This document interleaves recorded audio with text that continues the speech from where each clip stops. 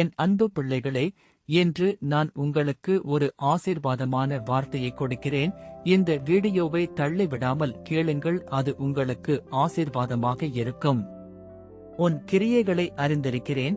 உனக்கு கொஞ்சம் பலன் இருந்தும் நீ என் நாமத்தை மறுதலியாமல் என் வசனத்தை கைக்கொண்டபடியினாலே, இதோ திறந்த வாசலை உனக்கு முன்பாக வைத்திருக்கிறேன், அதை ஒருவனும் பூட்டமாட்டான். வெளிப்படுத்தினது விசேஷமா 3:8. என் அன்பு பிள்ளையே, உன்னுடைய செய்கைகளை எல்லாம் நான் அறிந்திருக்கிறேன். நீ மற்றவர்களுக்கு நன்மை செய்தாய் என்று நான் அறிவேன்.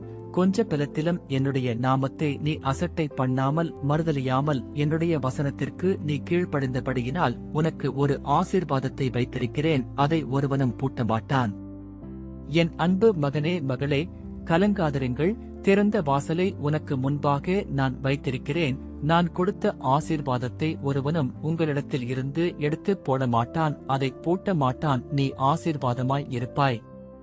கர்த்தராகிய நான் உங்களையும் உங்கள் குடும்பத்தில் உள்ள அனைவரையும் நான் ஆசீர்வதிப்பேன். விசுவாசித்தால் நீங்கள் ஆமென் சொல்லுங்க.